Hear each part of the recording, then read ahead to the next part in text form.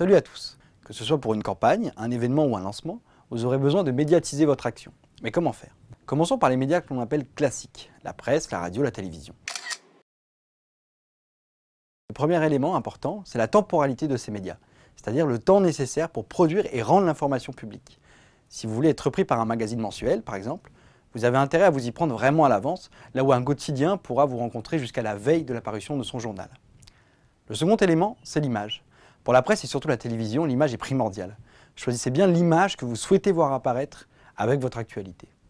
Enfin, étudiez le positionnement du média, plutôt jeune ou grand public, plutôt fun, plutôt classique.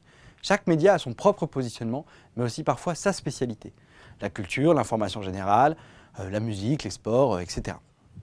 Ces 3 points vont conditionner la manière dont vous allez travailler avec les médias. Cela va avoir un impact sur le fond du message, sa forme, mais aussi sur le moment où vous souhaitez le délivrer. Le premier conseil, c'est de travailler votre message. Il doit être clair, contenir quelques idées clés et surtout l'information doit être hiérarchisée. L'exercice du communiqué de presse est excellent pour y arriver. Comme je le disais, choisissez quelques messages clés, disons 3-4, grand maximum, puis hiérarchisez-les en fonction du plus important. Votre message le plus important fera donc parfaitement l'affaire pour servir de titre à votre communiqué. Le reste du texte doit aller à l'essentiel. Il doit être clair, précis, concis, simple, direct. Il n'y a pas de place pour de l'envolée lyrique ou de grandes digressions. C'est l'erreur que font souvent pas mal d'assauts.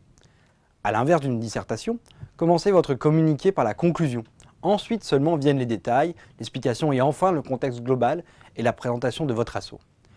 Dans le communiqué, pensez à répondre à ces questions évidentes. Qui, quoi, où, quand, pourquoi, comment. Ça vous évitera d'envoyer un communiqué sans la date de votre événement. Mettez-vous à la place du journaliste débordé qui se contenterait de copier-coller votre communiqué.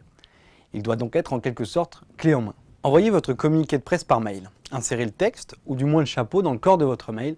Il aura davantage de chances d'être lu. Ensuite, reprenez le titre dans votre communiqué en objet du mail. Il faut tenir compte des deadlines des journalistes. Idéalement, envoyez votre communiqué de presse en fin de matinée vers 11 h ou en début d'après-midi, plutôt vers 14 h.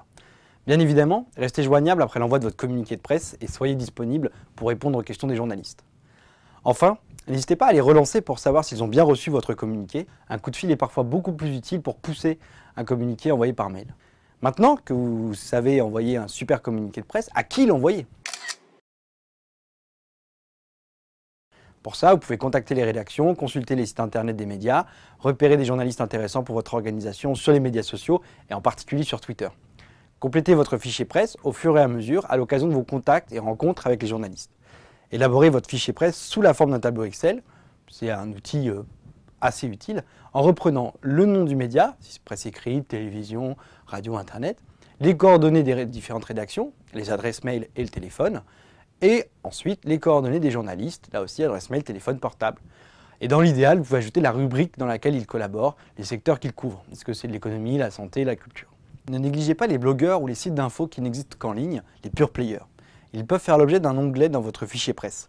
L'idée, c'est de les classer par catégorie, de la même manière que les journalistes traditionnels. Vous pouvez aller beaucoup plus loin avec eux, en déclinant par exemple votre communiqué en fonction de 2-3 catégories qui vous intéressent. Par exemple, si vous organisez une projection sur le gaspillage alimentaire, vous pouvez faire un communiqué davantage orienté vers le développement durable pour les blogs sur ces sujets-là, et un autre communiqué plutôt orienté culture et cinéma pour les médias culturels. L'intérêt du web est aussi que vous pouvez accompagner votre communiqué de visuels ou liens vers vos vidéos.